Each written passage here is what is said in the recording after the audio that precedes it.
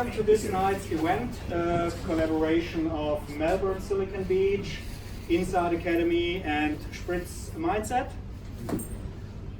In case you do not know, first let me clarify some logistics because some people already were looking for the bathroom. So if you need a bathroom, it's down that hallway and the last door on the left hand side. So please feel free to visit there. So, if you don't know who Silicon Beach is Melbourne's largest and fastest growing community for startups. We are a meetup so far, and we are all about bringing people together and connecting them with other people and with organizations and institutions that help them on their journey to found their startup, become an entrepreneur, business founder, and have success. So that's why we're here tonight at Inside Academy, because we figured out when we got to meet Inside Academy, its founder Jose, that we are pretty much on the same page with what we want to achieve. And if you're interested in what Inside Academy is doing and how they can help you on your journey to be the next big startup founder here in Melbourne, the next Steve Jobs or Elon Musk, Google them or talk to some of the crew. We have some of them sitting here. Please raise your hand. Talk to them after the event, and they're happy to help you. So, tonight we're here to learn about the mindset that's required to be a successful entrepreneur. And our main presenter for tonight is Mairead Dunn. Mairead founded Spritz Innovation in 2016. It's an international agency to teach the mindset of successful people to individuals, teams, but also organizations all over the world. And besides of that, Mairead was also a keynote speaker at different conferences in Australia, Ireland, the UK, and Spain. She did build all of that on the back of a more than 10-year-long career in leadership positions in the healthcare industry. And what she learned there is that having the right mindset is not just important for your success in business, but also for your success in life. And with those words, please welcome Mairead on stage.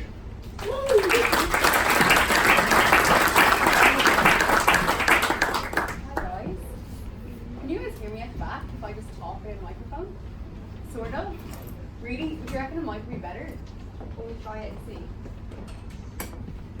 Is it better now? Oops.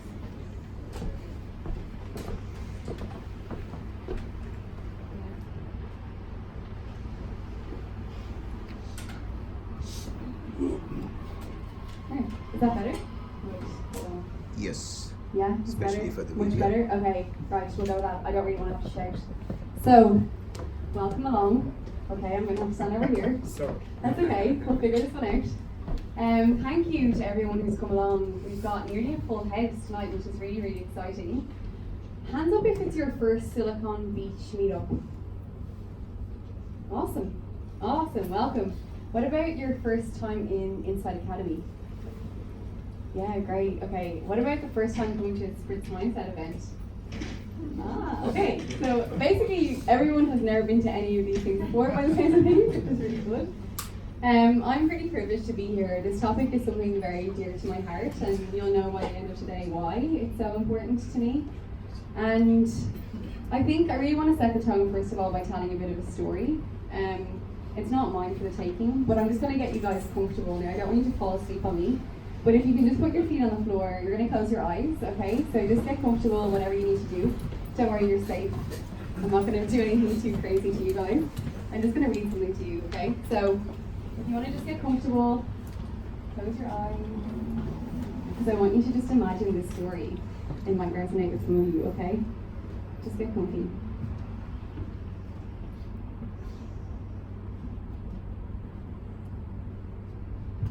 This is a true story.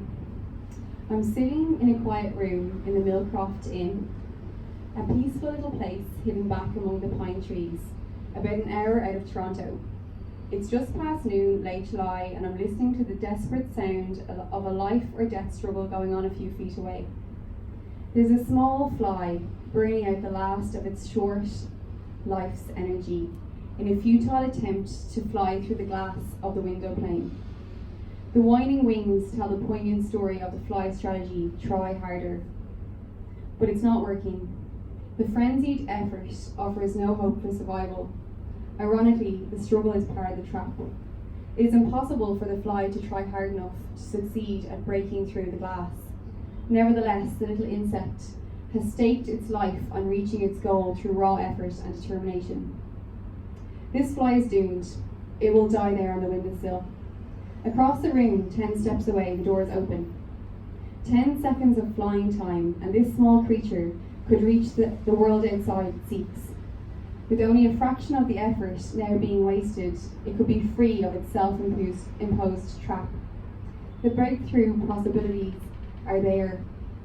It would be so easy. Why doesn't the fly try another approach? Something dramatically different.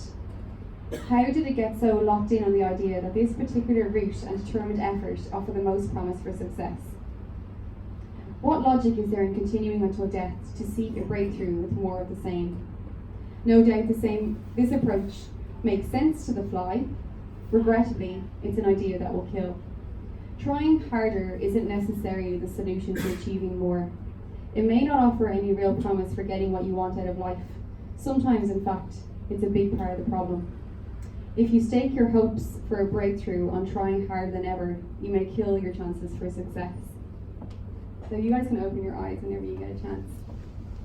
So just to set the scene of what we're going to be talking about tonight, because I think in our world, if you're an employee or an entrepreneur, this whole concept of really trying hard seems to be socially acceptable, but I'm here to kind of challenge that tonight.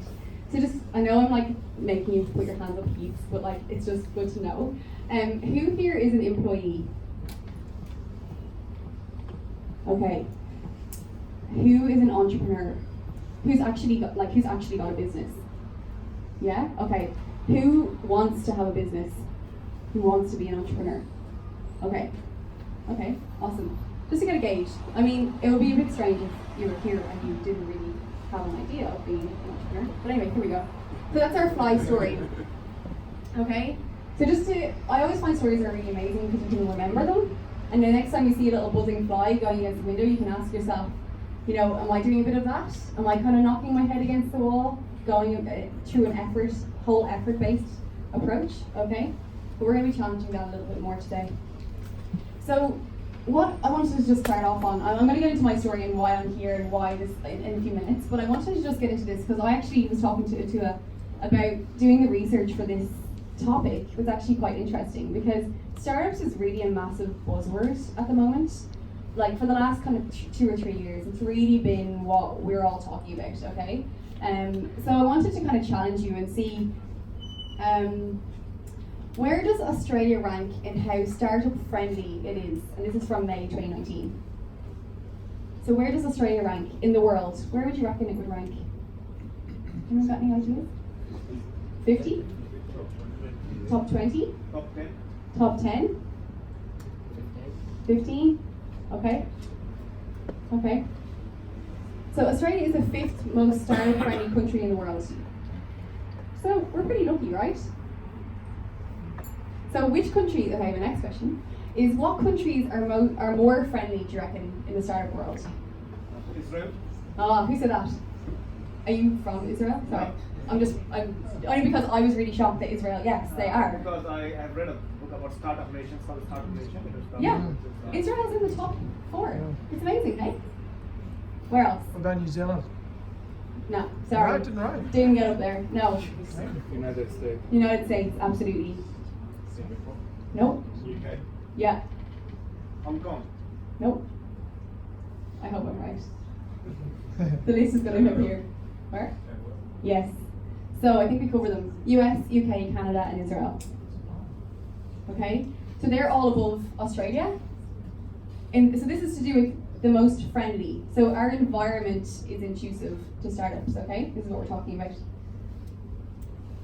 And then this question, which when you try and do research into how many startups fail, it's very hard to get a definite number. It's really difficult. Like, some people say, what's the definition of failure? Like, it's just a whole realm of information on this. But basically, I just kind of summarized it. So 60 to 90% depending on what you read. And it really is dependent like on what you read. But 50% of new businesses will fail in their first year. Okay?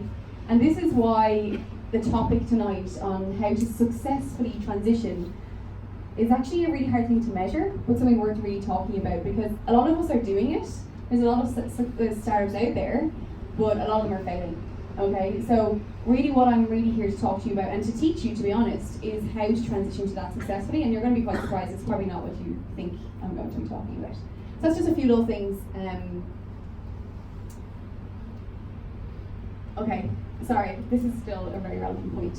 So what do you think are the reasons why startups fail? Disputes among founders. Not on the list, but I reckon you're on something. What? Yes. Finances. What did someone say over instruction? Cash flow. Yeah. What else? Why do startups fail? Yes. Well, no brand awareness, like crowded market. Yeah. Crowded market, brand awareness. Resilience. Resilience. I read something around that, like, yeah, you have your trade, but you have to do all the other business things, and people fail because they are not very good. Right, so like juggling, trying to juggle the fact that you have to be everything. Competition. Competition? Continuing with a strategy that's not working. Yeah, so continuing with a strategy that doesn't work. Like an unclear objective. Unclear objective? They're not clear about what they're doing. Star student, come on up here and I'll give you a star. Okay, we'll keep going, but do you know what I mean? Like, I really want you guys to think about it. You might be surprised, okay? So this is documented, these are the main reasons. Not investigating the market. So, drenched market, oversaturated. So this is documented, okay? My beliefs and my view is quite different, just giving you the heads up, but I just want to show you what is documented. Then they say poor business planning. So we're not planning, we're not like executing, we're not, the business plan isn't exactly done properly. Then too little finances, so we mentioned that, money, cash flow. And I'm not disagreeing that these are definitely components, okay? Bad location marketing, okay? And this is a really interesting one when you talk to people when they are getting into the startup phase and how much energy and effort they put on branding and marketing. It's just interesting to look at it. And that they expanded too fast. So they tried to leverage really quickly and they weren't ready for it. And this is what I'm talking about. So the mindset piece that we're going to talk about is really kind of where I really think the foundation of all this sits, okay? And I'll explain to you what I mean by that. Okay, so what gives me the right to kind of stand here and talk to you guys? And to be honest, sometimes I question that myself. No, I'm joking. I went and learned from people that have done this for a long time and done it very successfully. So I want to give you a bit of a background of where this information has come from, just so that you know it's not just me standing up here. I'm only in my third year of business. Is it going well? Yeah, hell yeah, it's pretty amazing. And anyone who's excited about getting into business, it's everything you ever wanted and more. But by gosh, you have to be willing to go for it. But I want to sort of show you about where this information is coming from that I'm actually going to be sharing with you, so that you get a bit of an insight into the depths of it. Okay. So these are a few people. Does anyone recognize anybody on this? Henry Ford. Andrew Carnegie. Yeah. Bob Proctor, yeah. Napoleon Hill. Hill. Sandy Gallagher, yeah. Okay, you guys pretty much got everybody. Well done. Well, I should have brought a bag of stars today. So basically, this is like we're walking back through this, okay? So Andrew Carnegie back in 1860 was the first, he was the first billionaire in America, okay? He founded a big component of the steel industry back then, and he was the world's most wealthiest man at one point. And what happened was, which I find really interesting, like I really love hearing people's stories and how they become successful and what they've done. So basically, he was super successful, and it was really great for him. But like most successful people, they usually challenge why they are so successful. So he challenged it, and he said, well, why am I so successful when there's other people out there trying to be successful and they're not? And he actually second Napoleon Hill and said to Napoleon Hill, will you dedicate 20 years of your life to research why I'm successful and why other people are successful, and let's see if we can try help people. So also, just to put it in perspective, he wasn't going to pay him. He just expected him to like give up 20 years of his life, and he said yes. So, because I think he just wanted to get close to him. Like, I think if you were going to be offered to be surrounded by someone who's a billionaire and you could learn from them, you'd be like, yeah, okay, I'm going to. I don't know many people that would say no to it, but maybe you would. Anyway, Napoleon Hill went and worked around the world looking at 200 of the most successful people in the world. And what they realised was those characteristic traits that you could teach people. Okay? And he wrote the book Think and Grow Rich. And if anyone hasn't read that book, I highly recommend it as like the foundation for every business to just get your head around. So Think and Grow Rich was established, and then Earl Nightingale in 1949 had been reading the book and thought, this information is really good, but no one's really learning it. Like most books, we take it in, but we don't really do anything with it, right? So he decided, what I'm going to do is I'm going to turn this into a recorded teaching opportunity. So he created the first ever personal development program on recorded fashion. So back then it was like on records, right? And what happened was the records went out there, but they didn't really sell. So the company wasn't actually doing that well. And then in 1968, Bob Proctor had got his hands on one of the recordings earlier in his life, like around 1961, and it had changed his life, like really dramatically. He'd gone from being a fireman, in debt, miserable, gambling, to being like, so let's just put it in perspective. He was earning $4,000 a year and he was in $6,000 of debt, okay? 12 months later, after doing what he had learned from Earl Nightingale and from Napoleon Hill, he was earning $175,000 through his own business, okay? So he was like, well, this worked for me, I'm gonna go meet these guys. And when he went to meet Earl Nightingale, he realized the company's actually not doing that well. So he said to Earl Nightingale, can I come into your company and teach your company what they taught me? So he actually went into the organization that created the program and taught that organization how to apply what they were teaching. It's so ironic, right? If you're able to get your head around that, because it took me a while. So, and he made the company really successful. It was a massive part of the reason why they were so successful. And then he realized, okay, well, you know, I can add flavor to this. And Earl Nightingale wasn't around anymore. So Bob Proctor established the Proctor Gallagher Institute in Canada. And Sandy Gallagher came along in 2009 because she was a #1 lawyer on Wall Street, and she realised that people really need to learn about their mindset and personal development in order to be successful. So these people were what we would call unconscious competence, a lot of them. So they were unconsciously very successful, but they wanted to learn how to teach other people how to be successful. So this is kind of the story, and then I suppose my story of how it led into this was, so my background is in health, and I'll tell you guys a bit more about that in a minute. But I got to a crossroads in my career, and there's for many reasons. And then I decided I'm not really sure what I want to do, but I want to learn from people who's done this successfully. I don't want to learn from someone who's just, you know, had a good experience and wants to teach me something. So I actually just went and met Bob Proctor and decided, right, I'm going to learn what this guy's got to say. And that was about probably 4 years ago now that I started this whole journey. And he's an amazing guy. I don't know if any of you guys know much about him, but he's a pretty cool, solid guy. So I decided, okay, I'm going to try and learn from him. So this is me in a little classroom. There was like 50 of us. And he was like, you know, if you guys really want to learn what I've done, I'm going to teach you. I'll take you under my wing and show you. So I decided to do it. It was really scary at the time. So anyone who's at that break point in their kind of stretch from employee to entrepreneur, I know how that feels. You're kind of feeling like you're walking on a life's edge all the time, and you're not really sure if you're making the right decisions, but your gut tells you you are. So in that room that day, I was just like, oh my God, please God, make this work. You know, you have all the doubt and fear. So anyway, I decided I'm going to do this. So I approached Bob Proctor and the guys over there and said, I want to take this information to Australia. What can I do? And he said, well, I'll train you. You just need to go do it on your own. But I'll give you license to the information that I use. And I was like, oh my God, wonderful. Felt like all my kind of stars had aligned. So that's what happened. Rich Mindset was established, and then I decided to myself, right, I'm going to be really good at this. And I would recommend, if you're going to do something, do it really well. Like, go into your startup. I know that sounds really simple, right? But go into the startup space or decide in your company that you're going to be like the best or really, really good at it, okay? Because the effort it's going to take for you to do it anyway is going to be a lot. So you might as well decide to do it really, really well, okay? So I said to myself, right, I'm going to do this, like I'm going to give this my all. So in the first year, these are the groups. So there was 48 of us, right? Then it grew. There's now 1,200 of us.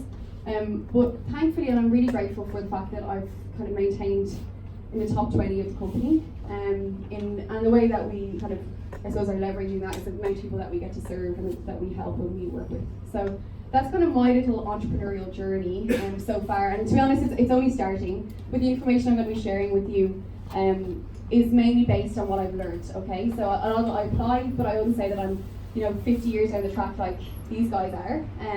There's a lot that we can learn. So just to give you a bit of an idea, who here is like not really fond of public speaking? Okay, I think you guys are pretty good. Okay, I won't ask you guys questions, don't worry. No, because I just wanted to show you, like, this was me, okay? This used to be my world. So my world before all of this was very, very different. I used to consult in palliative care, and what that meant was I went into hospitals in Melbourne, and when someone was diagnosed with a terminal condition, my job was to sit down with them and explain, what was happening. And I actually really, really loved my job, like really loved it. So to move away from it was actually really hard. So if anyone's in that position where they actually love their job and they're not sure if they should move away from it, I know exactly how you feel, okay? But what happened for me was, I spent 11 years in palliative care, which I feel very privileged to have done. But in that space, what happened was, the hardest part of my job was seeing people that were young or healthy, or even maybe not even so young, but when they were diagnosed with a terminal condition, the level of I wish I had of, that I used to see every day of my career. And to the point where I was like, we've got this whole life thing wrong. We're not doing this right. We're all a slave to something that we don't actually really enjoy.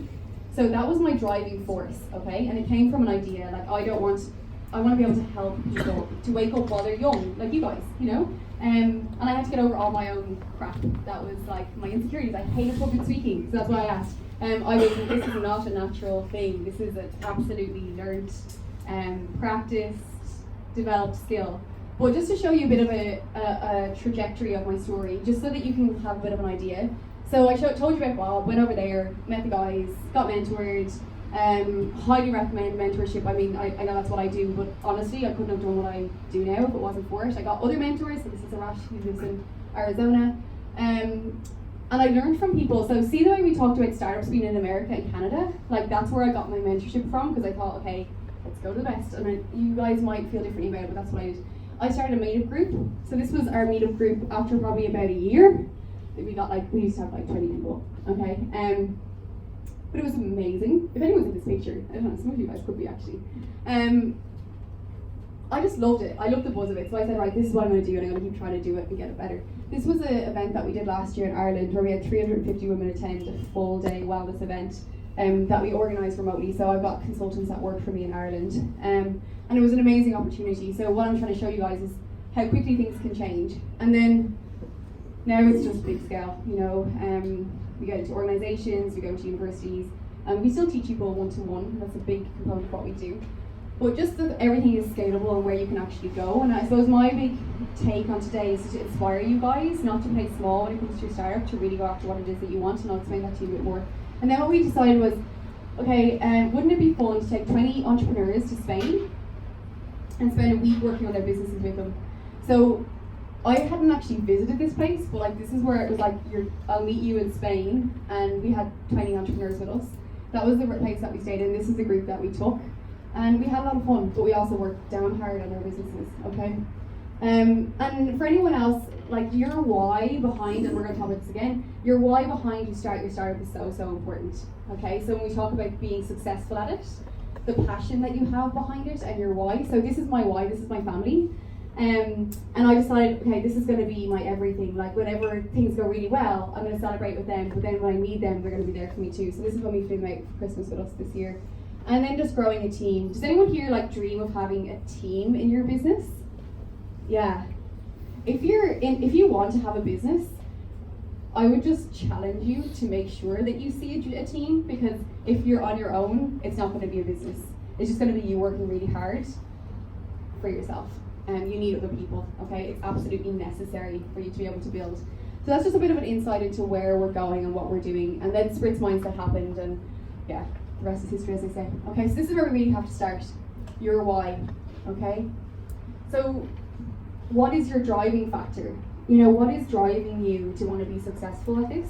So if you want to just take a minute, if you've got a paper and pen in front of you, or even if you've got your phone, if you haven't got some paper and pen, and just write down a few points that come to mind when you think about why you're doing this.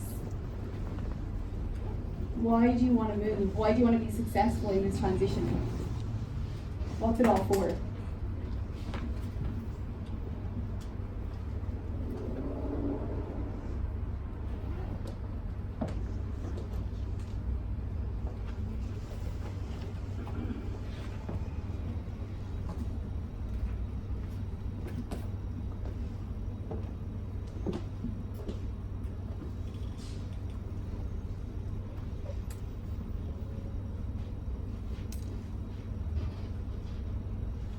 And like the punchier the better, you know, like I know the reason I'm saying that is because like on those days where I don't feel like sitting and doing like accounts, I just think about my little patients, you know, and that makes me, like that gives me a kick in the ass, you know.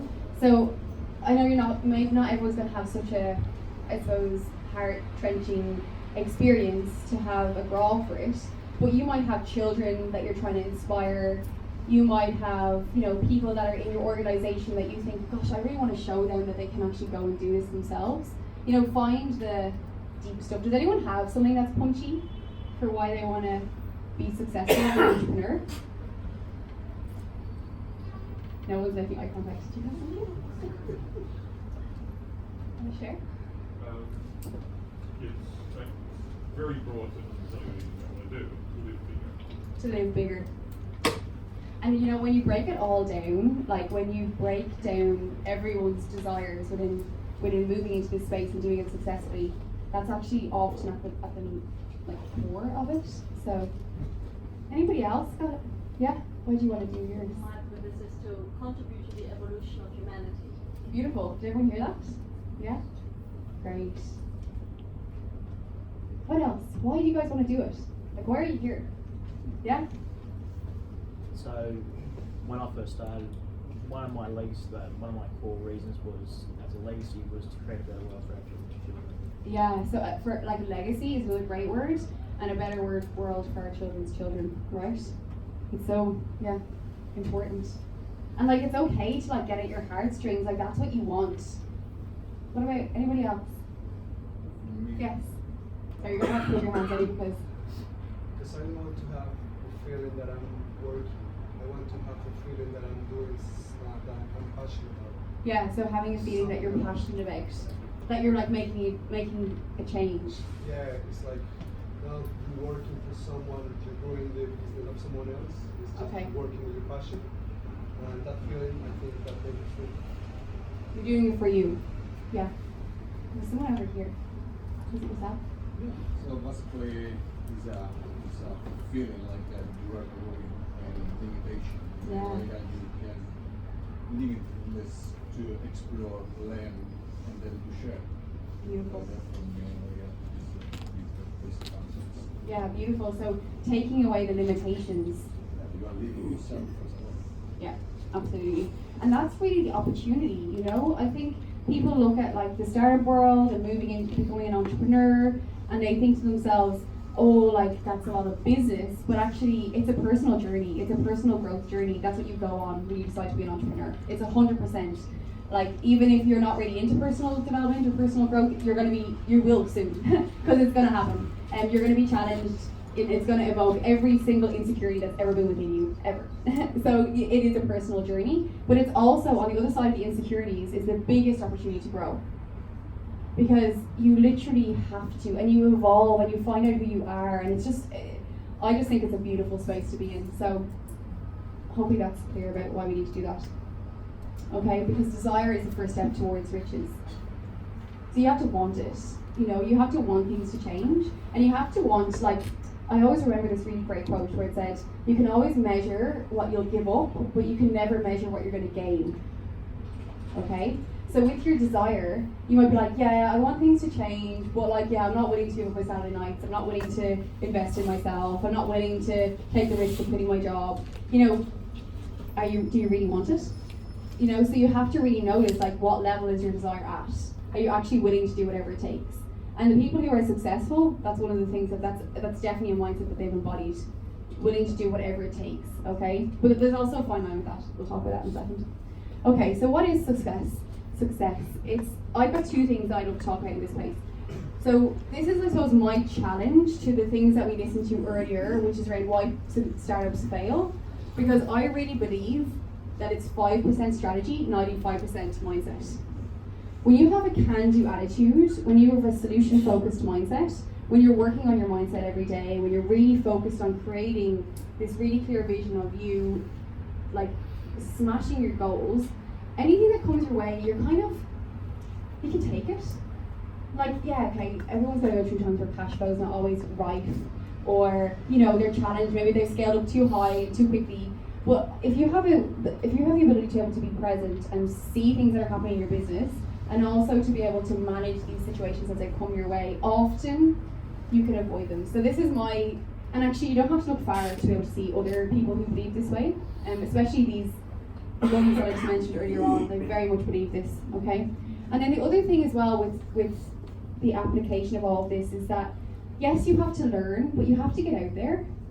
Like, and I think there's a lot of people who, like, we do need to learn, like, and I include these, like, every single one of these words is important. Like, you won't be successful without the 4 of these things, okay? Every single one of these words is important. It's just more about noticing where you put your importance. Because I find a lot of people put their preference and all of their importance in strategy and theory, okay? When really it's mindset and practice, okay? So I just wanted to spell that out for you guys. Does that make sense? Is that clear? What I'm trying to say there? Yeah, okay. So it's really important. Theory is really important. Strategy is really important. But you can know it all and do nothing. Okay? It's all about what you're going to actually do with it. Okay. So what do you really want? So I want you to think about your startup. And I want you to think about, when you think about your startup, well, first of all, just write about your startup first. What do you actually want to do? Is there some people that just don't know what they want to do? Maybe? Or everyone has an idea when they're being honest with themselves. Too many ideas? Too many ideas. Ooh, I like that one. Yeah. Yeah. That could be a big problem. I'm going to talk about that today. Okay?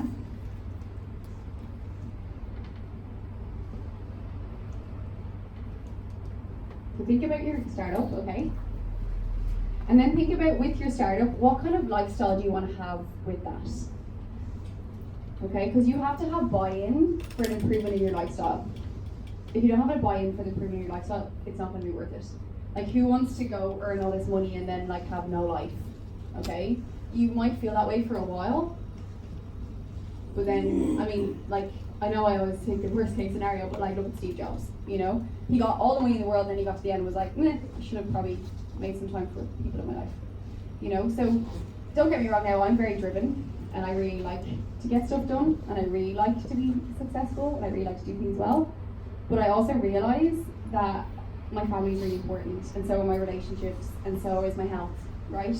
So when you're thinking about what you really want, what you want to be able to focus on, you want to be able to focus on, this is the startup, this is what I want, this is the impact I want to have, and then this is the person that I want to be in that.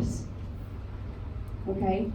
So I think often we think only about the startup and not about you in the middle of all of this. Okay? You guys with me? People are looking very sleepy. We're going to have to go do some jumping jacks. So basically what we found, so when these guys, and we will have time for Q&A, and I'm not going to talk like forever, but I just want to get through a few key points. So when these guys did the research looking at successful people around the world, they found that there was 3 things that everybody wanted, okay, that people wanted in general. Can you guys guess at what you reckon people want? 3 things people want in life. To be rich. Balance. Time. Independency, yep. I thought you said dependency. I was like, I'm not sure. Recognition. Health. Satisfaction. Connected. Freedom. Significance. It's all right. So they just define it in 3 simple ways, but actually everything's embodied what we just talked about. So what the research shows is that the first thing that people really talk about is being free from financial concern. So it's actually not that we really want to be filthy rich. We just don't want to have the concern of money, okay? So we want to be able to go into a store and buy a new suit or a new dress and not have to look at the price tags. And we want to be able to say, okay, I feel like going to Bali because it's raining in Melbourne, and we can just go and get on a flight and go there and not have to think, can I afford it? We want to be able to go and like anything that we want, we just want to be able to do it without thinking, can I afford it? Okay, so that's what they found. Not so much that we're looking for this lavish lifestyle, we're just looking to be free from the burden of financial concerns. Can you guys resonate with that? Yeah, the difference between the two, right? Okay, then the second thing is that people want to spend their days loving what they do. Who loves how they spent today? It was Monday. 1, 2. This is sad. 3. Okay, a few. Okay. But I wasn't. So I actually really loved how I spent today. I had a really fun day today. It was jam-packed, but it was really fun. Okay, so we would agree that everyone wants to wake up in the morning enthused about Mondays. That's a general consensus, okay? So enjoying how you spend your day. So that's very subjective, right? To each individual. So some of you guys might want to be climbing mountains, some of you guys might want to be making an app. Like, it's so subjective, but you can decide what that looks like. And then the other area is that people wanted to be surrounded, there's actually 4, sorry. Surrounded by upbeat, enthusiastic people. Okay? Who would love if, like, when they went into their office, everyone was just really upbeat and optimistic and, like, solution focused? Yes, right? It's such a desire. Like, imagine how much different, like, how different the world would be if that's what it was like when we went to work. Okay? Now, the scary thing is that it has to start with us. So in among that environment, even though it doesn't feel like you should be the upbeat, happy one, you have the opportunity, especially now that you're aware of it, because I've said it today. So let's see how you face tomorrow when you go to work. But this is really important, you know, and I know for me, when I was plotting out my transition, and I'll talk about that in a minute, but when I was going for that, I was like, these are my criteria. Like, this is what I want. If I'm going to do this, if I'm going to move away from having the security of being employed, then I'm going to at least expect this. And then one of those things that I thought I actually just added in for a bit of, because I think it's true, is that people want to be goal achievers. Okay? So we want to set ourselves goals, and then we want to achieve them. So this is quite a nice life, right? Among it all. It's pretty sweet. You don't have any financial concerns, you love how you spend your days, you're surrounded by upbeat, positive people, and you're achieving goals. Pretty alright, right? So this is what I suppose today I'm just trying to stretch you guys to really be thinking about the desire, you know, what is it that you actually want, and what does this successful transition look like? Because sometimes we're comparing ourselves to, like, you know, Steve Jobs. Like, you may not want what Steve Jobs had, and now you may, and there's nothing wrong with that either.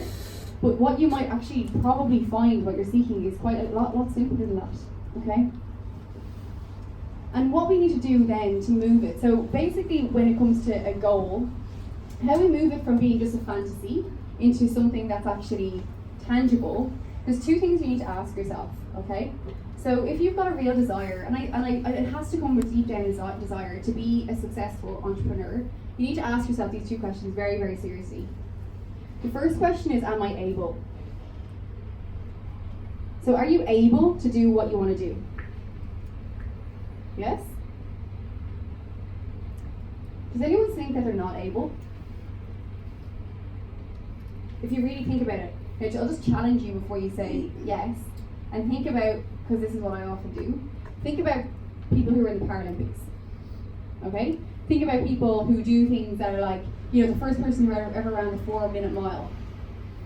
They didn't think they could at a certain point, but they then did and proved themselves wrong. So on the back of that, do you think you're able to do even though you don't know how, you're able, you have the ability, okay? You've got ability far beyond what we're using right now. The question that you have to really ask yourself is, are you willing? Are you willing? Are you willing to do what it takes? Are you willing to make sacrifices? Are you willing to, you know what a massive one is? Are you willing to not care what other people think? I remember that one. Oh yes. I remember the phone call to my dad. I was like, so Dad, yeah, I know I moved to Australia to pursue my career, and I know I just got my dream job a year ago, but I'm just resigned, and I'm gonna do this thing about your mind because I think it's important. Like, that went down like lead paint. Like, and then the fear of like, oh gosh, like, you know, how is this gonna go across my whole traditional Irish family who are very beautiful, but love a good, pensionable, permanent job, you know? That's why we all left Ireland and came here, right? So you have to be willing to face that, to face the fact that, you know, people won't like what you've got to say all the time. But to be honest, like, it only takes a few of them, and then you actually don't care what people think anymore, and then you're free. You know, like what you mentioned, that's when you're really living into, you know, your authentic self-expression, and you're really being a fuller version of yourself, and you're showing up ready to just give, and it's such a beautiful space to be living in, okay? So ask yourself, are you willing, you know, are you willing to do what it takes? Okay. So this is to do with focus. I work with a lot of people who are in this transition phase, right, between employee and entrepreneur, and I also work with successful entrepreneurs. But one of the things that we often talk about is this whole concept of focus, because it's so detrimental if you don't get it, okay? So let me just read this quote. So it says, focus on one thing and you have an 82% chance of being successful. Focus on more than one thing and your chances drop to 26%. Okay? So if you're trying to start like 5 startups at one time, note to self. Okay? Now, people often ask me, okay, well, if that's the case, then how am I ever going to get out of being in my job? Because my job takes my energy and my focus. And my take on that is, you can be in work, but your focus can be somewhere else. Okay? You can still get the job done, but your focus could be somewhere else. And I know that you can do this because I did it. Because I still worked full time when I started my company. Okay? And what I would do is I would be in work, and I'm like, I got this. But I have to get out of here at 4 o'clock. Because my job is no longer about trying to really impress and do everything perfect. It's about doing a really good job, and then it's about getting out of here and having energy to do what I need to do in the evening times. Okay? So your energy is under your control. Where you are, if you need to pay the bills, that's a different story. Okay? So just noticing where your energy goes is really what you need to be thinking about. Okay? Do you really does it really matter? Do you really care what your boss thinks about you anymore if you're about to quit in 12 months' time and go start your startup? Like, don't get me wrong, you want to do a good job and, you know, do what you're there to do. But the whole people pleasing element, I know for me, just completely went out the window. I was like, listen, I'm here to do a job. Like, let's get this done, so I've got bigger fish to fry. So this is what you need to be thinking about, is your focus. So do you guys feel that focus is a thing that you could do some work on? Like, oh, okay, pretty much, yeah. Okay. It's really important. It's a really important point. Focus on one thing. And if you're thinking about moving over and you're wondering, like, how am I going to balance this? My experience, and also whenever I talk to these guys that have been doing it for like 60 years, is to start with one startup and get it successful before you start another one. Okay? Now, you might talk to other people that have different advice, and that's fine, but this is just what I would say, is get one working, because then you can also leverage off that. You can use the money for the other startups that you've got. Okay? But I just see a lot of people who are like dipping their toes in lots of water, hoping that one of them, you know, gets a bite. Go all in with one that you really want, the one that's got your passion. Like, that's why passion's so important, and why I talk about it at the start. It has to be fueled by you. The right product, it's not about like the right product, it's about the passion behind it. Okay? It's really important that you guys think this way. And this is the other place where it has to all start, is on the area of decision making. Who would like to improve their ability to make decisions? Yeah? Okay. And it's really important. And when you read through Think and Grow Rich, they have a whole chapter on this, because decision making is absolutely crucial. So I just wanted to share with you 2 little snippets from this. So accurate analysis of over 25,000 men and women, so not just a few, who have had experienced failure disclosed the fact that lack of decision was near the head of the list of the 30 major causes of failure. This is no mere statement of a theory, it is a fact. Procrastination, the opposite of decision, is a common enemy which practically every man must conquer. Okay? So for you guys to move successfully from being an employee to an entrepreneur, this needs to become your new best friend. You need to become really good at decision making. And this, I'll just finish off with this last thing on this topic of decision making. Analysis of several hundred people who had accumulated fortunes disclosed the fact that every one of them had the habit of reaching decisions promptly and of changing these decisions slowly if and when they were changed. People who failed, without exception, have the habit of reaching decisions, if at all, very slowly and of changing these decisions quickly and often. Okay? So what you have to do is, that with the art of decision making, you will make decisions the same way. So for example, if I was sitting down to have dinner with you, and I'm like, what do you want? And you go back and forth and back and forth and back and forth, and you're, oh, I'm not really sure, I felt like curry earlier, now I kind of feel like a burger, and I'm not really, oh, what do you think I should have? I'm not really sure. And it turns into this whole big discussion.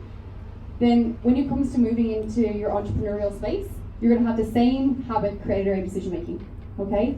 So the way to make it better is to start making your little decisions quicker. What do you want when you go for coffee?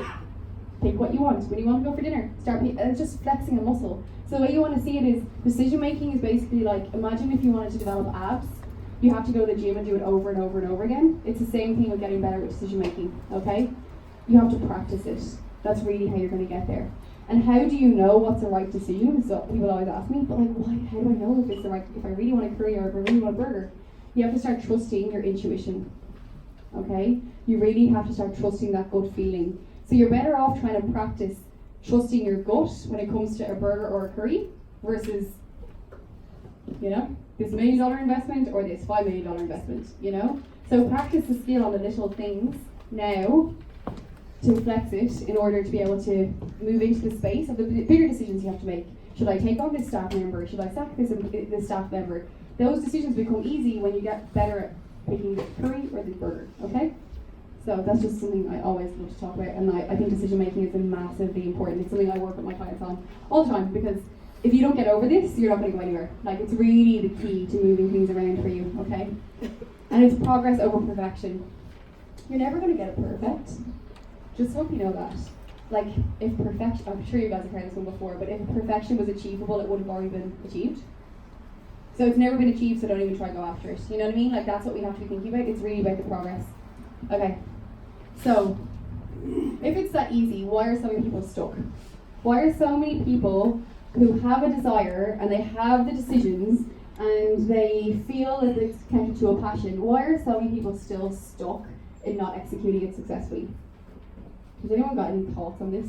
And if you've been to one of my events, don't answer. Yes? Well, they're scared of failure, so a basic human need is security and avoiding pain and moving towards pleasure. So people think if they make a decision, they might fuck it up and then they might look bad or lose money, so they get into procrastination. Mm-hmm. Yeah, so they have the habit of not making decisions or not pushing through their fear, right? Yeah. Comfort zone. Yeah? What else? Fear of missing out. Fear of missing out. Maybe explain a bit more. What do you mean? You need that job, you could have been earning more. Ah, okay. It's so funny because I don't even think that way, so I was like, I'm not really sure where you're going with this. Isn't that so funny? Because I'm thinking the fear of missing out for me was, imagine if I stayed in this job and I didn't know what I could have had. You know? Like that just shows you, hey? So, sorry, what's your name? Wahid was saying the fear of missing out. So, you know, you go and you start your startup and you think, oh, I could have earned all this money here. Where I just see it completely different. I go, oh, Jesus, you're still employed. You could have earned all this money over here. You know? So it's a perception thing as well, right? What else? Like, why do you reckon there's so many of us that have the desire? Not having a clear why. Not having a clear why. Yeah, you're right. But there's something else I'm thinking about.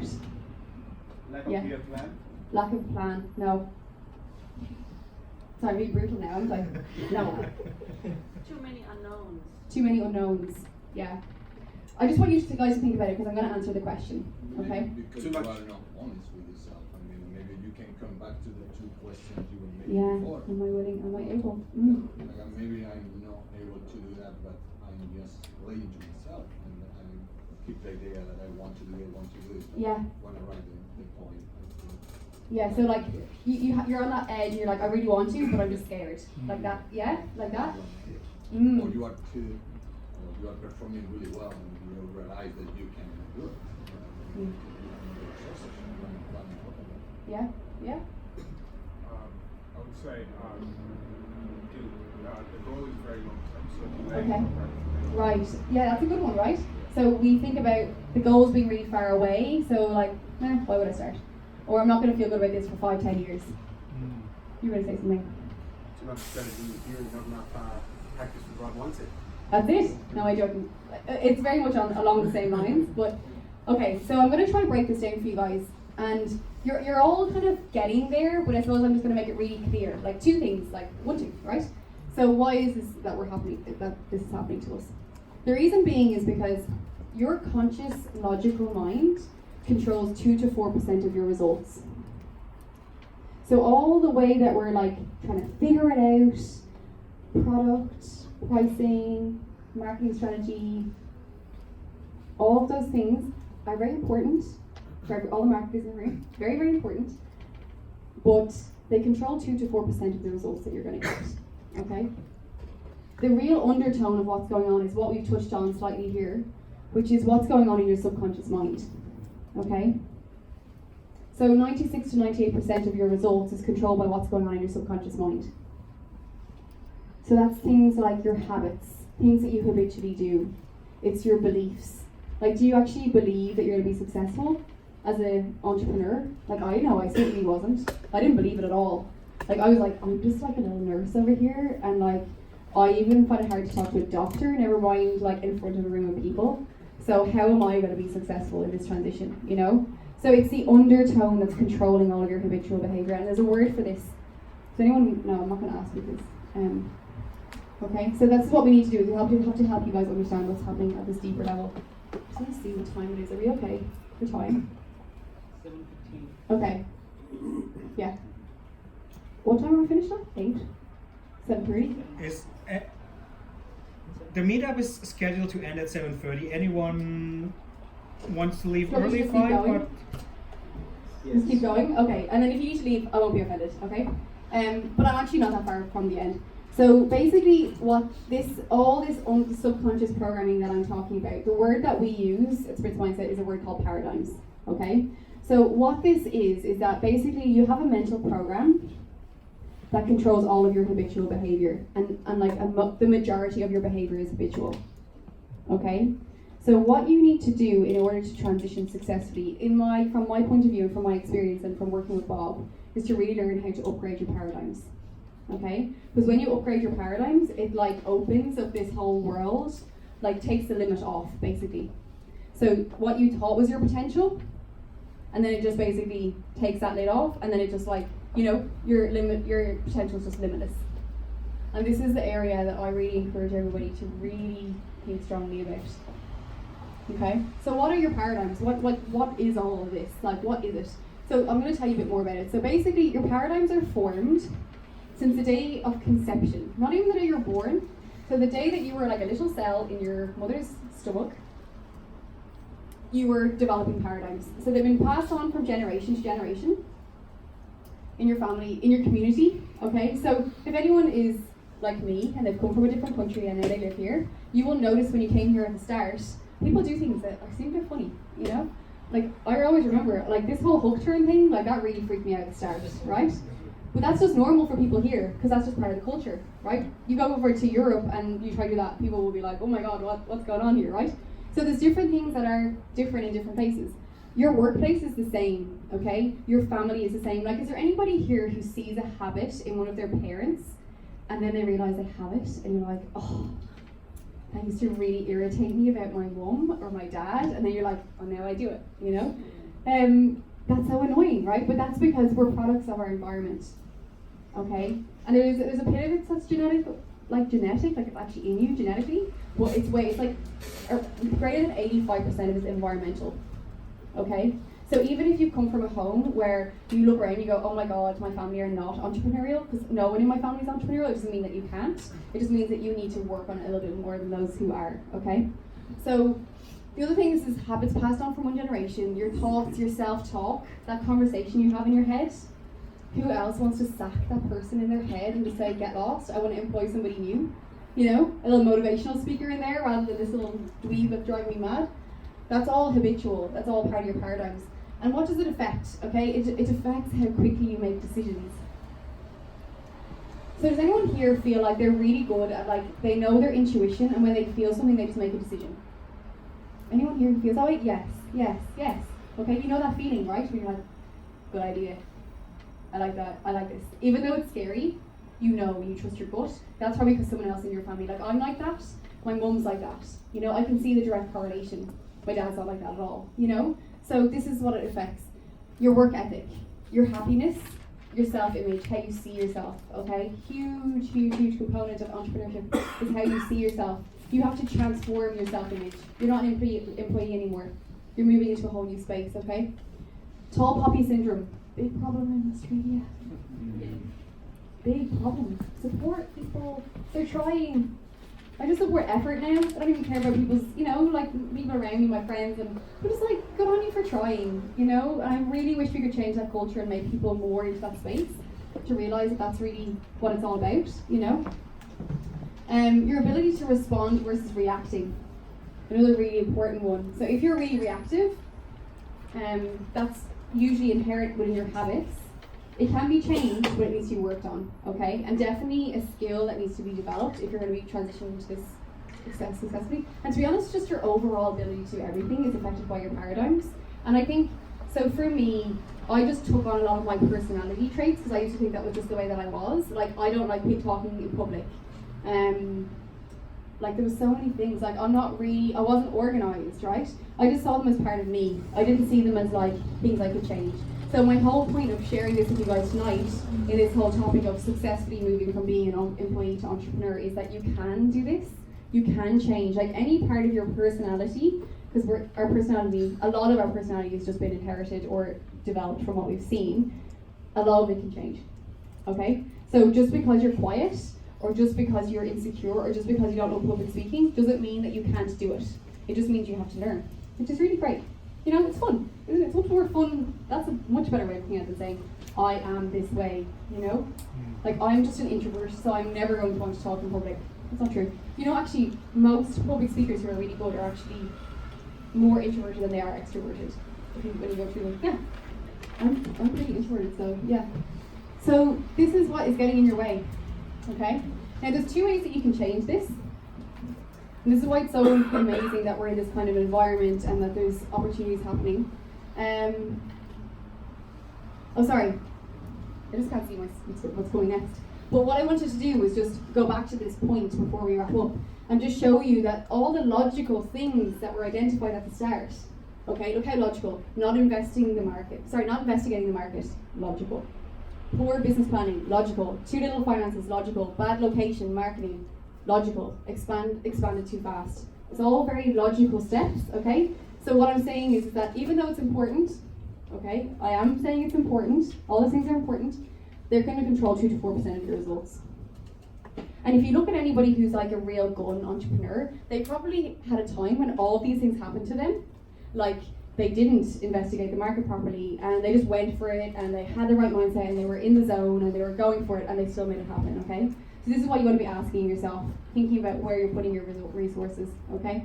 So the two ways that you can change, the way your paradigms have been formed is how you will change them, okay? So your paradigms have been formed in two ways. I was going to get you to guess, but one of them's already on the screen. So one is emotional impact. So the experiences that we've had, so it can be like a breakup, it can be being made redundant, it can be emigrating, it can be like, it's usually, to be honest, emotional impacts are usually something negative that happens. It's not usually something happy that makes us change our habitual behaviour. You know, like I used to think about the guys who I used to look after in Palliative Care World, and like, this is probably a bit more of an extreme story, but walking in the street, a guy, he's a smoker, suddenly has a heart attack, ends up in hospital. Well, that's a bloody emotional impact. He stopped smoking. But the thing with the emotional impact is that it wears out. So over time, you forget, like, oh, it's not so bad. I'll just have one cigarette, you know?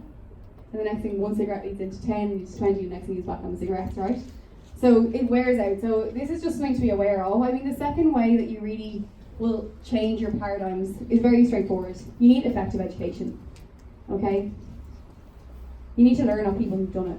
You need to learn what you need to know, okay? Because you're not just going to learn it from osmosis, because your environment has created you, right? So it's really difficult to try change when you're in that environment unless you try and learn.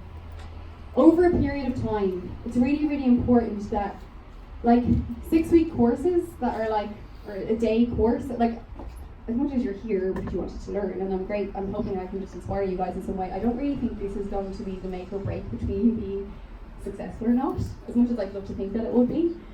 But you need education over a period of time so that you actually embed it and the habits become permanent. And I also, I highly recommend coaching. I think everybody should have a coach in life in general, okay? But especially on that transition phase, because it is scary and it's daunting and you need someone on your corner. And also the thing with paradigms is because they're unconscious, you can't see them. So your coach is there to try show you the way, to show you what's actually happening, okay? So I want you to now think about where you want to be after all of our little chat. We're literally nearly finished, okay? Sorry, I keep moving out of the filming, which isn't very good for a tool, sorry. This is where 96 to 98% of the population is and will stay, going through the motions. Now, to be honest, the fact that you're here is very exciting because you've got a much higher chance of moving out of this bracket. And I think these percentages will change when we go back and look at the stats for this year, last year. I think we'll have different numbers, but right now this is where most people are. Then we find that there is a period of time where a lot of people, they will stretch up here, exploring an extraordinary life. So they just don't want to live an ordinary life like everybody else, so they get exploring. They go to meetups, thank you, and Eventbrites, and they start getting some knowledge and they start thinking about, well, what is it that's actually possible here? What can I actually do? And you know that whole, well, if she can do it, I can do it. I would really run with that, because it's true, okay? This is like the designing phase. And I also think, allow yourself to explore this phase for a bit. Don't rush into execution, but also notice if you're lingering. You know that linger where you're like, yeah, I've been lingering on this for a couple of years. Yeah, that's just your paradigms keeping you stuck in your comfort zone, okay? And then there's 1 to 5% that get up here, where it's a bit better. So this is where we're using life as a tool for expansion, okay? You're using the opportunities to really express who you are and live into the potential of what you can actually really be doing. And you're living your design, like the life that you've designed. And this is, unfortunately, but I hope this is my aim, is to get this percentage way higher. Only 1 to 5% of people actually live this way, okay? So the aim is to try and get, well, if you all want to be up there, you all can be up there, right? It's just a choice. So where do you guys feel, who feels like they're going through the motions? You can be honest, I know it's not the easiest bracket to put your hand on. Yeah, it's good, well done. It's good to be honest. Who feels like they're like in the exploration phase? Okay, so mostly explorations. Okay, who's like living the good life? Yeah, good, great, okay, awesome, fantastic. So you just want to be thinking about where you are and where you want to be, okay? And even if you're living the good life, how can it be even better? That's what I'm always challenging myself with that one. It's good, it's great, but how could it be even better, you know? Because better is a good word. We're actually here to grow and to expand, and better is actually something that we should all be seeking. So, to wrap it up, what can you actually do? Ask yourself if your startup is driven by desire. What's your passion? What's your why? Write it down. So one of the biggest things you'll learn in Think and Grow Rich, the book, is that writing a goal down makes it so much more likely for it to be executed than it does just thinking about it. So actually write it down. So have you made a committed decision to do whatever it takes? Are you all in? Are you willing to not care what other people think about you? That's what I reckon is the number one thing. If you can get over what other people think about you, you're on your way, okay? Are you willing to invest in yourself? I haven't met anybody who's a really successful entrepreneur who hasn't invested in themselves. So if you're not willing, then just know you're putting a cap on how far you're going to go. Do I think you can do it? Yeah. It will probably take you 10 more years than everybody else. But I really do recommend, that's a really important part.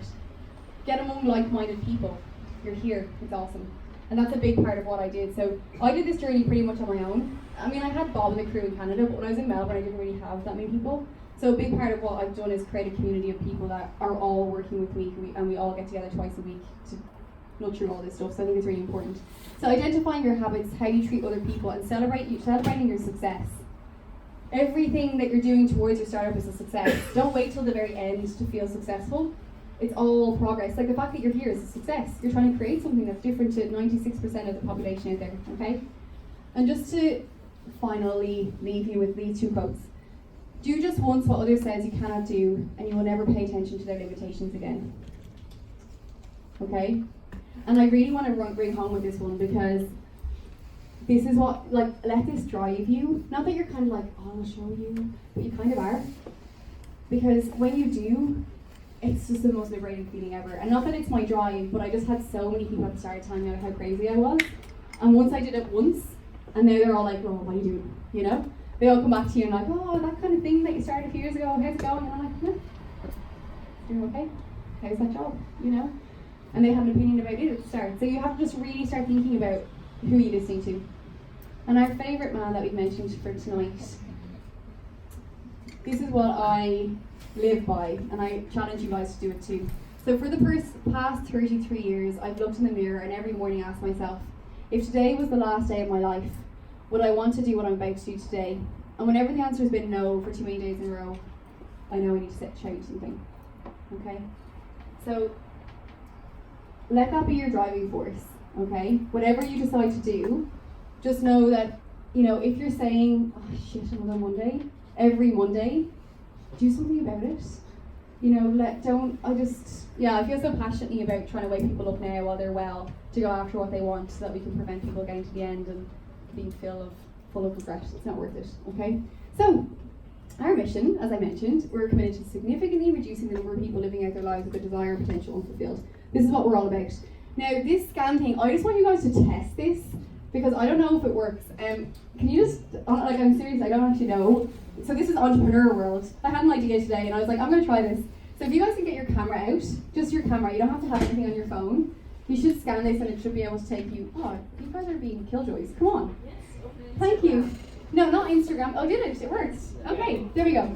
So Instagram is like where you get the behind the scenes of what we're doing. And I just love, because I'm really real on Instagram, so I just like, if you want to follow me, if you want to connect with me more personally and you want to hear more about what we're doing, we've got LinkedIn, and also you can come visit us on Spritz Mindset.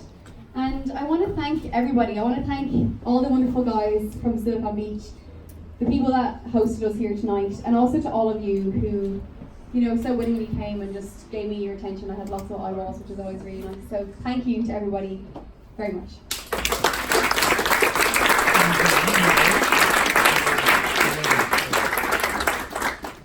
I am happy to take questions if anybody wants to ask me anything.